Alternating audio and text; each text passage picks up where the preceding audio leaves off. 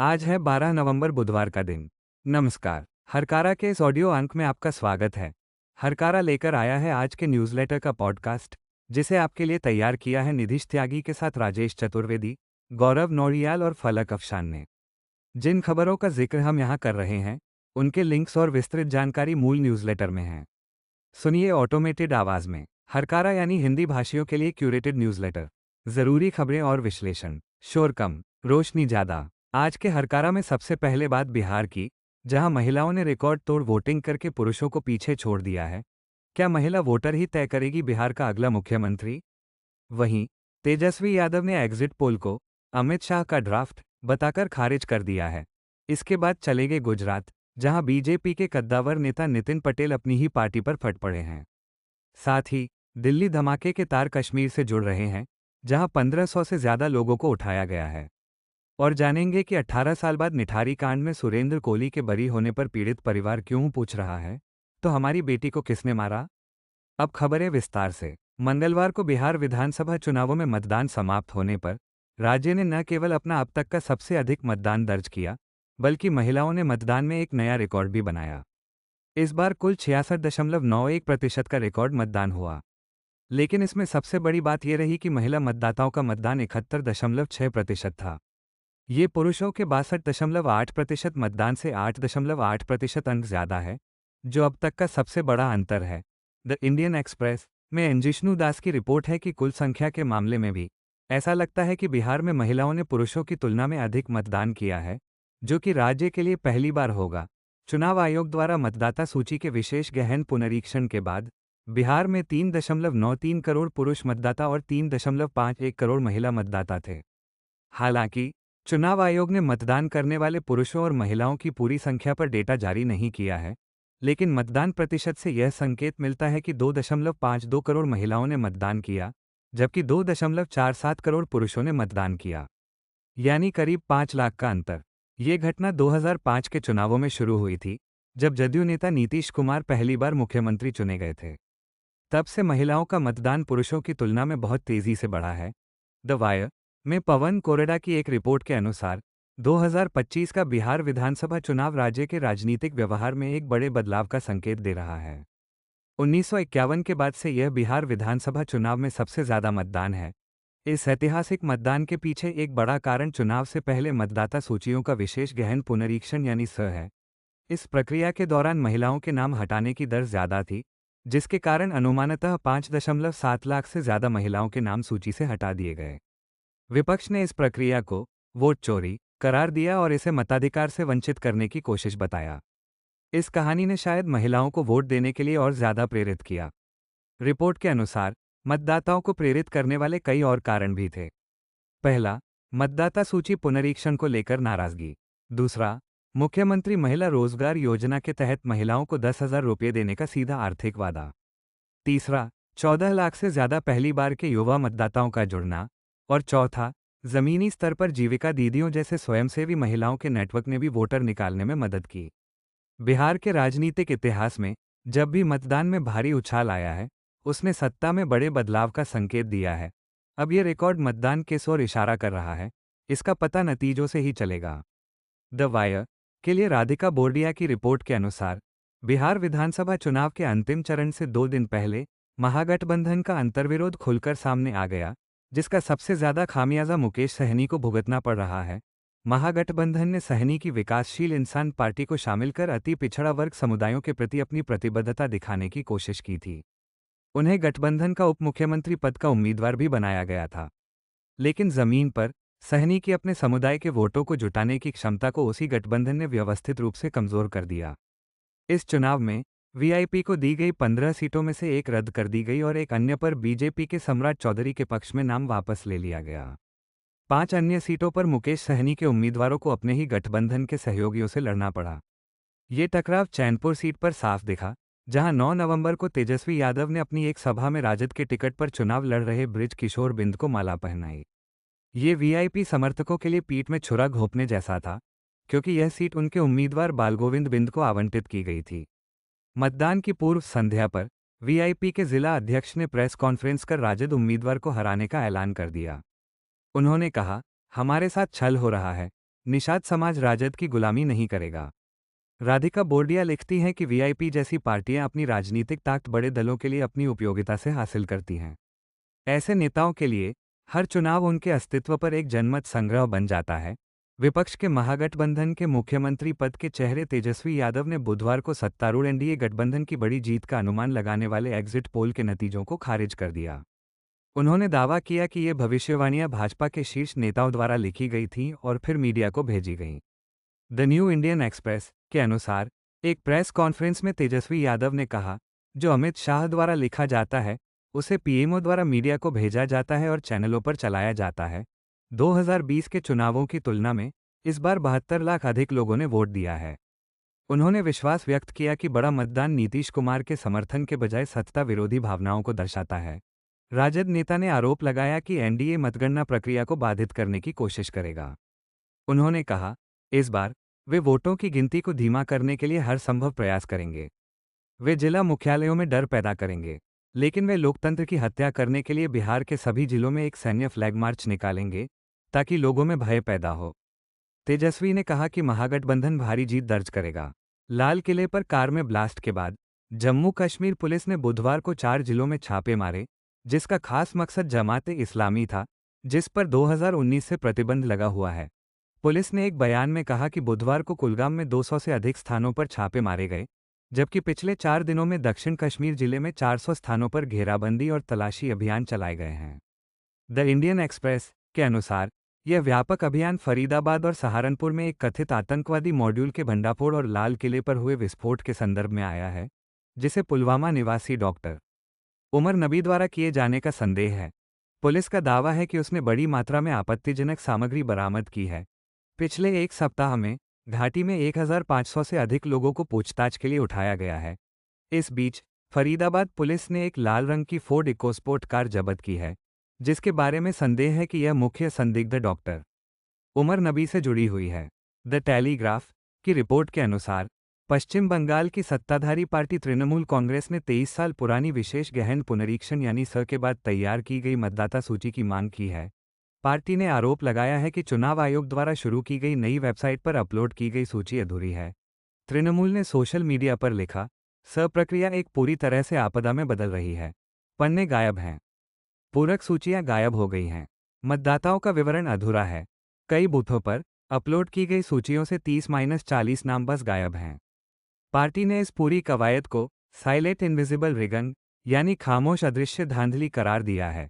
दूसरी ओर बंगाल विधानसभा में विपक्ष के नेता शुभेंदु अधिकारी ने दावा किया कि उन्होंने 5 संसदीय क्षेत्रों में 13,25,000 डुप्लीकेट और फर्जी मतदाताओं के अकाट्य सबूत चुनाव आयोग को सौंपे हैं। केरल में एक 26 वर्षीय आईटी पेशेवर की आत्महत्या के 1 महीने बाद पुलिस ने एक व्यक्ति के खिलाफ मामला दर्ज किया है।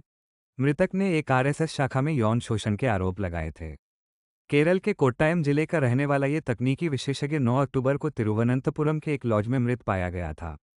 उसकी मृत्यु के बाद उसके इंस्टाग्राम अकाउंट पर एक संदेश दिखाई दिया, जिसमें उसने आरोप लगाया था कि आरएसएस शाखा में उसका यौन शोषण किया गया था और उस शोषण ने उसे अवसादग्रस्त कर दिया था। द इंडियन एक्सप्रेस के अनुसार पुलिस जांच के दौरान तकनीकी विशेषज्ञ के लैपटॉप से एक वीडियो बरामद किया गया, जिसमें उसने उस व्यक्ति का नाम लिया था जिस पर उसने यौन शोषण का आरोप लगाया था। द न्यू इंडियन एक्सप्रेस के अनुसार गुजरात में पूर्व उपमुख्यमंत्री और कद्दावर पाटीदार नेता नितिन पटेल अपनी ही पार्टी पर फट पड़े हैं। कोविड के बाद जिस कैबिनेट को घर बैठाया गया था, उसमें नितिन पटेल भी थे और 2022 के विधानसभा चुनाव में उनका टिकट भी काट दिया गया। कड़ी में आयोजित भाजपा के एक कार्यक्रम में उन्होंने एक जोशीला भाषण दिया, जिससे सत्तारूढ़ पार्टी के भीतर असंतोष की अफवाहों को फिर से हवा मिल गई है। उन्होंने पार्टी के कुछ वर्गों पर ईमानदार कार्यकर्ताओं को दरकिनार करने और कमजोर लोगों को बढ़ावा देने का आरोप लगाया। तीखे कटाक्ष के साथ पटेल ने कहा, आप लोगों ने मुझे उत्तर से बाहर कर दिया है। आपने मुझे एक्स यानी पूर्व बना दिया है। मैं कोई सस्ता राजनेता नहीं हूं कि जो मिल जाए उसे ले लूं। उन्होंने अपनी स्वच्छ छवि को दोहराते हुए कहा, मैं न खाता हूं और न किसी को खाने देता हूं। यही मोदी साहब का नारा है और मैं इस पर जीता हूं। गुजरात सरकार के 10,000 करोड़ रुपए के कृषि राहत पैकेज ने तीव्र असंतोष पैदा कर दिया है। द न्यू इंडियन एक्सप्रेस के अनुसार विपक्षी दलों, स्वयं भाजपा नेताओं और यहां तक कि आरएसएस से जुड़े भारतीय किसान संघ ने इस कदम को जमीनी हकीकत से दूर और अपर्याप्त बताया है। किसान संघ के प्रदेश महासचिव आर.के. पटेल ने कहा कि घोषित राशि किसानों के वास्तविक नुकसान की तुलना में कुछ भी नहीं है। पार्टी के भीतर से कड़ा विरोध जताते हुए सावरकुंडला तालुका के पूर्व महासचिव चेतन मालानी ने पैकेज को किसानों के साथ एक क्रूर मजाक बताते हुए भाजपा के सभी पदों से इस्तीफा दे दिया। गुजरात कांग्रेस अध्यक्ष अमित चावड़ा ने इसे ऐतिहासिक विश्वासघात करार दिया। न्यूज़ लॉन्ड्री की एक पड़ताल से पता चला है कि राजस्थान में भाजपा सरकार द्वारा एक सख्त धर्मांतरण विरोधी कानून लाए जाने से महीनों पहले मीडिया एक प्रहरी से ज्यादा एक हथियार में बदल गया। भरतपुर से लेकर दौसा तक स्थानीय यूट्यूबर्स और मुख्यधारा के मीडिया आउटलेट्स ने हिंदुत्ववादी समूहों के अप्रमाणित धर्मांतरण के दावों को दोहराया। विश्व हिंदू परिषद के लखन सिंह ने कहा, हम रिपोर्टरों को साथ ले जाते हैं और फिर तथ्यों को रिपोर्ट करने के बजाय आक्रोश का मंचन किया जाता है। न्यूज़ लॉन्ड्री ने पाया कि पूरे राजस्थान में मीडिया ने केवल धर्मांतरण के डर की रिपोर्टिंग नहीं की है, बल्कि उसने भय का माहौल बनाने में मदद की है। असम से खबर है कि दिल्ली विस्फोट के संबंध में कथित तौर पर ऑनलाइन आपत्तिजनक और भड़काऊ सामग्री फैलाने के आरोप में 5 लोगों को गिरफ्तार किया गया है। मुख्यमंत्री हिमंता बिस्वा शर्मा ने कहा कि असम पुलिस नफरत फैलाने या आतंक का महिमामंडन करने वाले किसी भी व्यक्ति के खिलाफ कार्रवाई करना जारी रखेगी। मकतूब मीडिया के मुताबिक पुलिस ने कछार जिले में एक सेवानिवृत्त स्कूल प्रधानाचार्य नजरुल इस्लाम बरभुइया को भी हिरासत में लिया था। नजरुल इस्लाम ने कथित तौर पर एक फेसबुक पोस्ट पर चुनाव आ रहे हैं टिप्पणी की थी।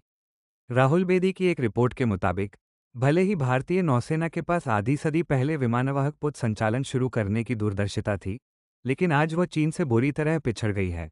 ये हकीकत तब सामने आई जब चीन ने पिछले सप्ताह अपना तीसरा और अत्याधुनिक 80,000 टन का वाहक फुजियान कमीशन किया।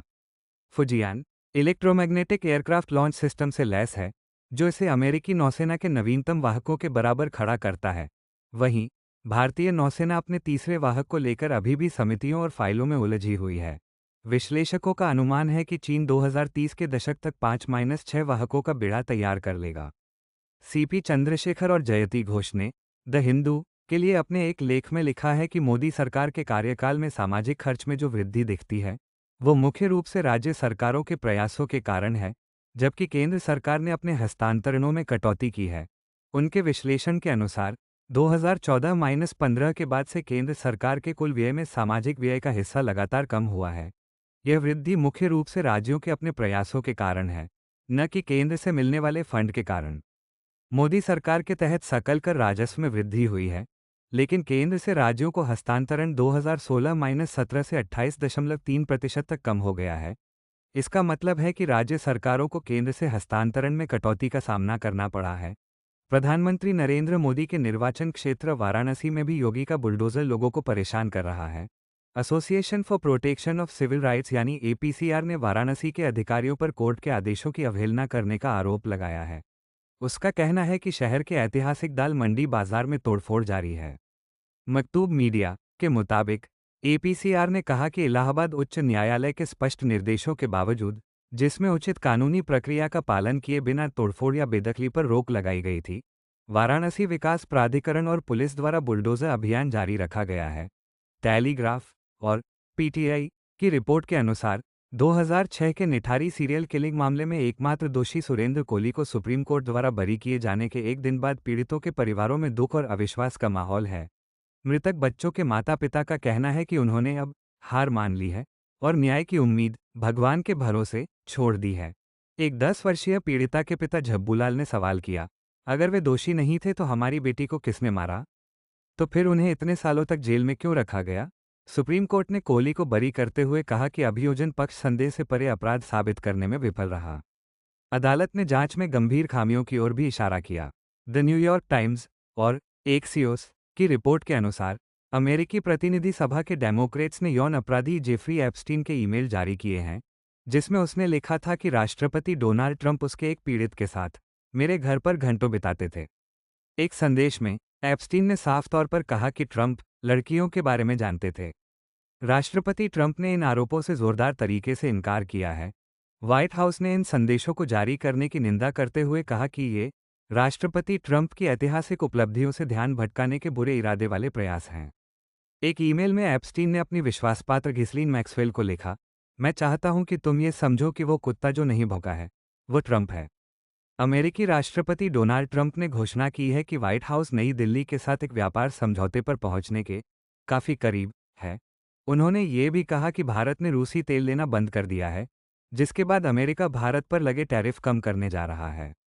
इस बीच H-1B वीज़ा को लेकर अपने पिछले रुख से हटते हुए ट्रंप ने इस कार्यक्रम का बचाव किया और कहा कि देश को कुशल प्रतिभा को आकर्षित करना चाहिए। मॉस्को ने भी कहा है कि वो राष्ट्रपति व्लादिमीर पुतिन की अगले महीने निर्धारित भारत यात्रा के लिए तैयारी कर रहा है। BBC न्यूज़ अफगान के लिए महजूबा नवरोजी की रिपोर्ट के अनुसार एक समय अफगानिस्तान में बाल वधू रही रोया करीमी आज यूरोप की शीर्ष बॉडी बिल्डरों में से एक हैं। 30 साल की रोया इस हफ्ते विश्व बॉडी बिल्डिंग चैंपियनशिप में प्रतिस्पर्धा करेगी। 15 साल पहले वो अपनी मां और बेटे के साथ अफगानिस्तान से भागकर नॉर्वे आ गई थी। रोया ने BBC को बताया, हर बार जब मैं जिम जाती हूं तो मुझे याद आता है कि अफगानिस्तान में एक समय था जब मुझे आज़ादी से व्यायाम करने की भी अनुमति नहीं थी। सोशल मीडिया पर उन्हें अक्सर धमकियां मिलती हैं, लेकिन वो कहती हैं, लोग सिर्फ मेरी शक्ल और मेरी बिकनी देखते हैं, लेकिन इस शक्ल के पीछे सालों का दुख, प्रयास और लगन है। आज के लिए इतना ही। हमें अपनी प्रतिक्रिया, सुझाव और टिप्पणी ज़रूर बताएं। मिलेंगे हरकारा के अगले अंक के साथ। हरकारा सबस्टैक के अलावा WhatsApp, LinkedIn, Instagram, Facebook, YouTube, Spotify, Twitter, x और ब्लू स्काई पर भी उपलब्ध है। नमस्कार। जीते हैं यहाँ दुनिया को धोखा देकर। आज की ताजा खबर, आज की ताजा खबर, आज की ताजा खबर। आओ काका जी इधर, आओ मामा जी इधर, सुनो दुनिया।